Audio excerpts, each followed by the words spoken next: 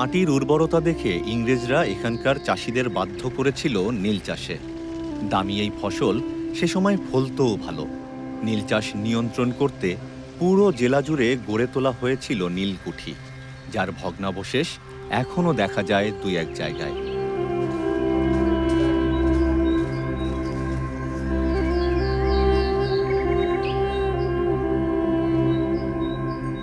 কথিত আছে নীল চাষের খামারের জন্য নাম হয়েছিল নীলখামারি, পরে অপভ্রংশ হয়ে নীলফামারী। সময়ের পরিক্রমায় নীলফামারী প্রথমে মহকুমা, পরে জেলা হিসেবে ঘোষিত হয়।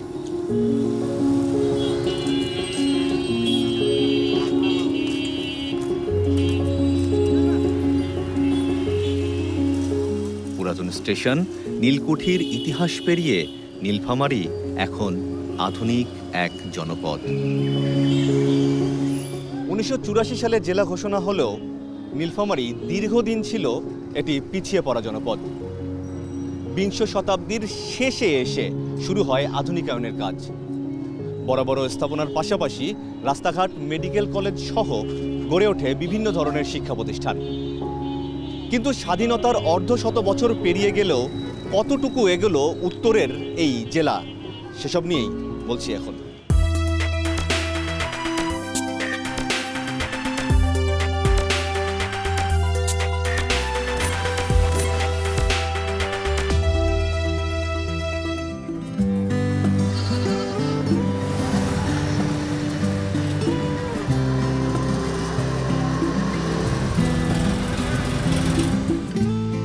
হিমালয়ে পলল দিয়ে গঠিত নীলফামারীর আদিনাম কি ছিল তা সঠিক জানা যায় না।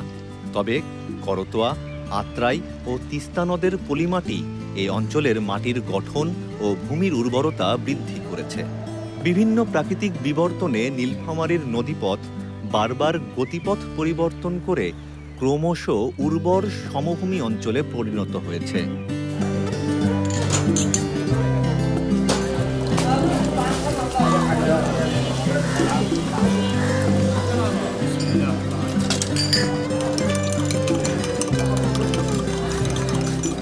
উর্বর ভূগর্ভের ফলে এই জনপদে বিভিন্ন জায়গার লোকের আগমন ঘটে। কালের পরিক্রমায় যুদ্ধ বিগ্রহের মধ্য দিয়ে তারা স্থায়ীভাবে এখানে বসতি স্থাপন করে। কৃষক বিদ্রোহ, নীল বিদ্রোহ, তেভাগা আন্দোলন, 52-এর ভাষা আন্দোলন ও 71-এর মুক্তিযুদ্ধ নীলফামারীর ইতিহাসে অন্যতম অধ্যায়।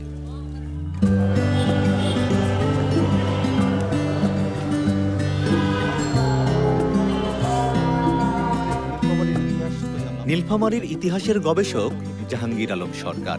পেশায় আইনজীবী এই গবেষক প্রায় 5 বছরের চেষ্টায় উদ্ধার করেছেন নীলফামারীর ইতিহাস, যেখানে পাওয়া যায় পুণ্ড্রনগর, সম্রাট অশোকের সাম্রাজ্যের নিদর্শনও।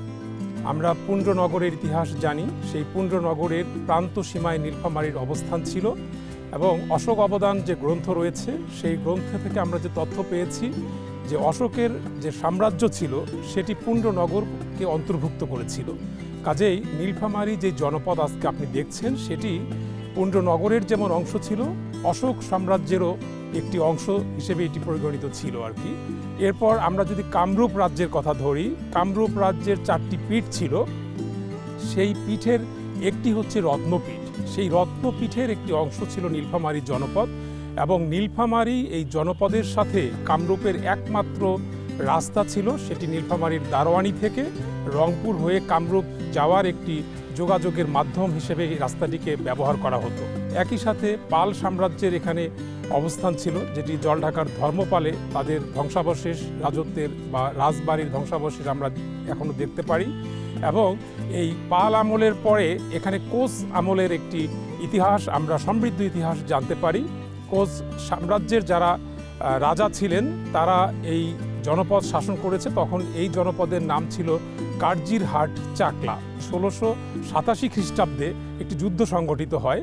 সেই যুদ্ধের প্রেক্ষিতে মোগলরা কোচদের কাছ থেকে এই কাজিরহাট বা কার্জিরহাট চাকলাকে গ্রহণ করে নেয় এবং এই মোগলদের ধারাবাহিকতায় নবাবী আমলেও এখানে নবাবদের নিয়ন্ত্রণে ছিল। নবাব আলীবর্দী খাঁয়ের নিয়ন্ত্রণে থাকা অবস্থায় জগৎ বল্লভ নামের এক ভদ্রলোক ছিলেন। ইনি এই কার্জিরহাট যে চাকলা ছিল বা কার্জিরহাট পরবর্তীকালে পরগনা সেটির দায়িত্ব নেন এবং সেটির জায়গির হিসেবে নবাবের কাছ থেকে দায়িত্ব বুঝিয়ে নেন। ব্রিটিশ আমলের পরের যে ইতিহাস, সেই ইতিহাসে বেসিক্যালি রংপুরের এবং নীলফামারীর প্রশাসনিক বিকেন্দ্রীকরণ সম্পন্ন হয় এবং রংপুরকে জেলা হিসেবে জেলার মর্যাদা দেওয়া হয় 1781 খ্রিস্টাব্দে। এবং যখন জেলার মর্যাদা দেওয়া হয় তখন এই রংপুরের জেলার একটি সাব ডিভিশন বর্তমানের ভারতের জলপাইগুড়িকে ঘোষণা করা হয় এবং সেই সময় নীলফামারী জনপদকে 3টি থানায় বিভক্ত করা হয়। সেই থানা 3টির নাম ছিল বারণী, যেটা বর্তমানের জলঢাকা, দারোয়ানি, যেটা সৈয়দপুর নীলফামারীর কিছু অংশ, এবং ডিমলা। 1947 সালে দেশ ভাগ হয়, পাকিস্তান নামে একটি নতুন রাষ্ট্রের উদ্ভব হয়। সেই পাকিস্তান রাষ্ট্রেও নীলফামারীর কোনো প্রশাসনিক বিকেন্দ্রীকরণ ঘটেনি এবং এমনকি 1971 সালের মুক্তিযুদ্ধের পরেও 1 দশক পরে 1984 সালের 1 ফেব্রুয়ারি তারিখে নীলফামারীকে জেলা হিসেবে গণ্য করে নীলফামারীকে জেলার স্ট্যাটাস দেওয়া হয়।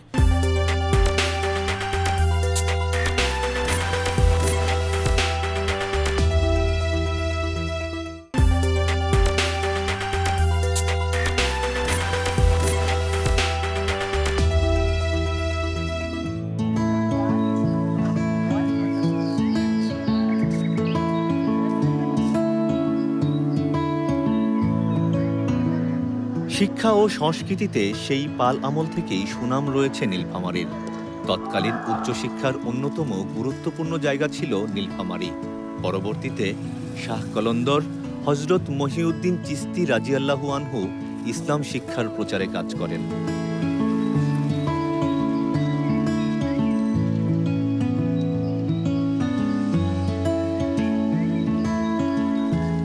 বর্তমানে নীলফামারীতে মোট শিক্ষা প্রতিষ্ঠান 552টি, যার মধ্যে 328টি প্রাথমিক বিদ্যালয়, একটি মেডিকেল কলেজ, একটি হোমিওপ্যাথিক কলেজ রয়েছে।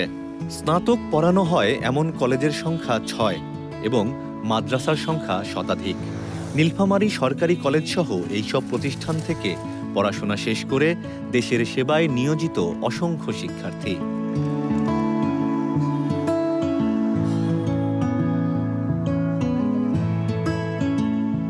উত্তরাঞ্চলের অন্যতম ভাওয়াইয়া শিল্পী মহেশচন্দ্র রায় ও হরলাল রায়ের মাধ্যমে বাংলা সঙ্গীতের এই ধারাটি বিশেষ পরিচিতি লাভ করে।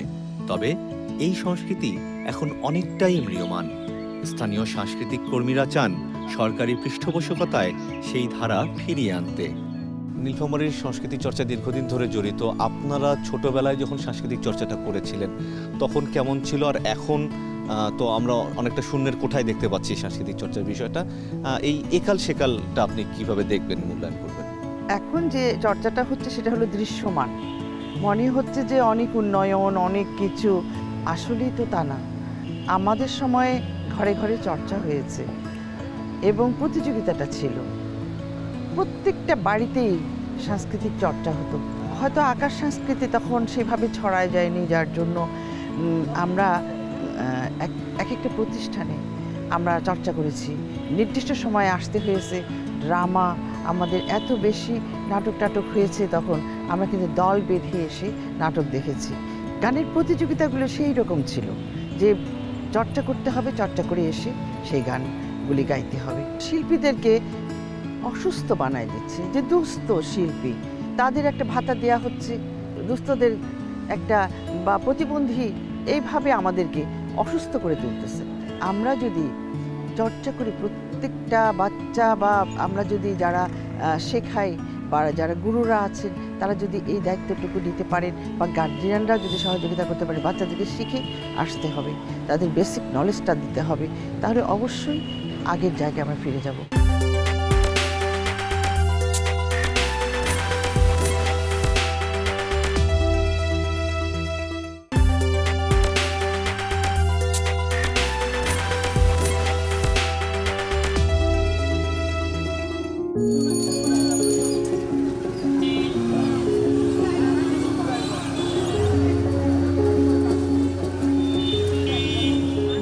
হিন্দু শাস্ত্র মতে 8ম থেকে 9ম শতাব্দীতে পাণ্ডবরা কৌরবদের কাছে পাশা খেলায় পরাজিত হয়ে বনবাসে আসেন বিরাট রাজার গোগৃহে, যা আজকের গোড়গ্রাম নামে পরিচিত।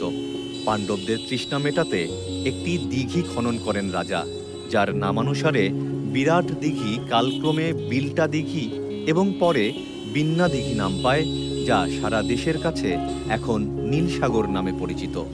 এই বিন্না দিঘি বা নীলসাগর নীলফামারীর পর্যটনের অন্যতম বড় অংশ।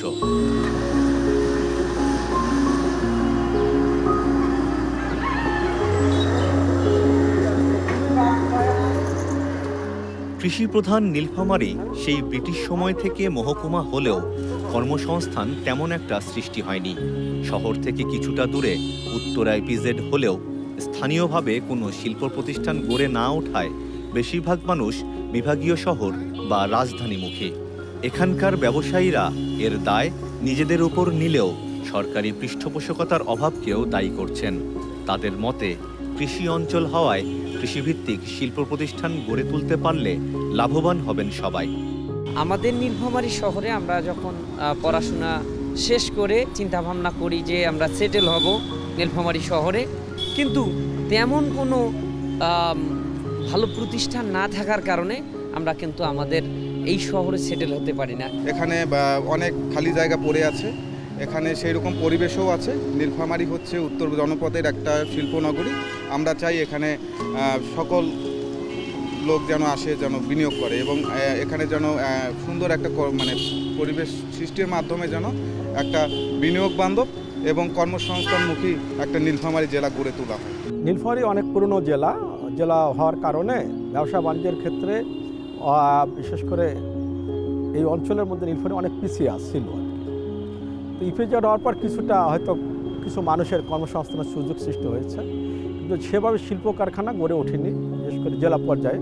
আমি যখন চেম্বারের সভাপতি হয়েছিলাম 2008 সালে, 8 সালের পর থেকে ব্যাংকিং সাপোর্টটা যাতে নীলফামারী ব্যবসায়ীরা পায় সেক্ষেত্রে আমার একটা বড় ভূমিকা ছিল এবং আমি চেষ্টা করেছি এখানে বিভিন্ন প্রাইভেট ব্যাংকগুলো নিয়ে আসার জন্য। পাশাপাশি এখানে কিছু কিছু ব্যবসা প্রতিষ্ঠান গড়েছিল। পরবর্তীকালে এখানে কিছু অটো রাইস মিল হয়েছে, কোল্ড স্টোরেজ হয়েছে এবং কিছু সিরামিক ইন্ডাস্ট্রি হয়েছে।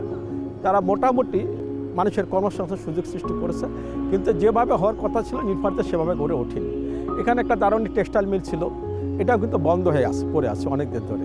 তা আমার মনে হয় যে ব্যবসা বাণিজ্যের ক্ষেত্রে নীলফামারীকে উন্নয়ন করতে গেলে ব্যাংকিং যে সাপোর্টটা আছে উদ্যোক্তাদেরকে সাপোর্টটা দিতে হবে। এই সাপোর্টটা পেলে নীলফামারীতে প্রচুর মানুষের একটা কর্মসংস্থান সুযোগ সৃষ্টি হবে। যেহেতু আমাদের এলাকাটা কৃষি ভিত্তিক একটা এলাকা, এখানে ধান, পাট, আলু, ভুট্টা, সরিষা, আদা, এগুলো কিন্তু আমাদের এইগুলো মানে কি সারপ্লাস বলা যায় আর কি। এখান থেকেই দেশের বিভিন্ন জায়গায় এগুলো আমরা সরবরাহ করে থাকি। আমাদের কৃষকরা এগুলো উৎপাদিত হয়ে থাকে, কিন্তু তাদের উৎপাদিত যে পণ্যের মূল্য এখানে যে শিল্পভিত্তিক কারখানা গড়ে উঠতো বা ব্যবসায়ী শিল্প কারখানা গড়ে উঠতো, সেক্ষেত্রে তার একটা ভালো এটার একটা দাম পাইতো। তা আমরা চেষ্টা করেছি ব্যবসা বাণিজ্যের ক্ষেত্রে যাতে কৃষিভিত্তিক শিল্প নির্ভরতা গড়ে ওঠে। আর একটা জিনিস হলো সুখবর, যেখানে একটা সরকারি পর্যায়ে আর কি বিডিসি খামার, একটা আলুর খামার গড়ে উঠতেছে। এটা হলে হয়তো কিছুটা আলুর যে বীজের যে সমস্যা থাকে এই সমস্যাগুলো কিন্তু অনেকটা কেটে যাবে আর কি। সরকারি পর্যায়ে যদি একটু উদ্যোক্তাদেরকে সহযোগিতা করে থাকে, বিশেষ করে এখন তো ব্যবসা বাণিজ্য করতে গেলে আমলাতান্ত্রিক একটা জটিলতা আছে, বিভিন্ন কাজকর্মে যেতে গেলে আমলাতান্ত্রিক জটিলতা এত বেশি যেখানে শিল্প কারখানা করতে কেউ আর আগ্রহ প্রকাশ করে না। আজকে দেখেন এই মুরগির ডিমের সমস্যার কারণ কি? কারণ কিন্তু একটাই, কারণ অর্থনৈতিকভাবে এখানে যে শিল্প কারখানা কিছু যে করে নাই, করছে, লোকজন করছে। নীলসাগর গ্রুপ একটা বড় ইন্ডাস্ট্রি ছিল, তারা করেছে এবং কাজী ফার্মও এখানে আছে, আরও কিছু লোকজন করতে চাচ্ছে এখানে, কিন্তু এখানে জমির একটা সমস্যা আছে। এই সমস্ত কাজ করতে গেলে আমলাতান্ত্রিক একটা জটিলতা আছে, এই জটিলগুলো সহজীকরণ, বিশেষ করে ওয়ান স্টপ সার্ভিস যে আমরা দিতে পারি, বিশেষ করে পরিবেশ এবং অন্যান্য ক্ষেত্রে যেগুলো সার্ভিস দরকার, বিনিয়োগ বোর্ডের যে সার্টিফিকেটগুলো, এইগুলো যদি আমরা দিতে পারি এবং কাস্টম সুবিধা যদি হয়রানি না করে, তা আমার মনে হয় এখানে বড় বড় শিল্প কারখানা গড়ে ওঠা কোনো ব্যাপার না, এটা উঠতেই পারে।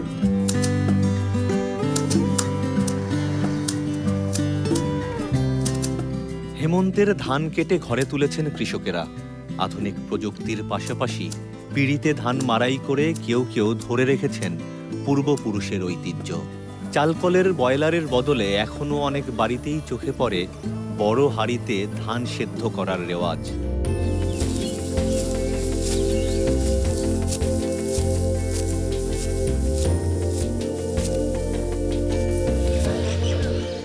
শীত চলে আসছে, কুয়াশামাখা সকালে নতুন চালের গরম ধোয়া ওঠা ভাত আর পিঠাপুলির গন্ধে মোমো করতে শুরু করবে নীলফামারীর প্রায় প্রতিটি বাড়ি।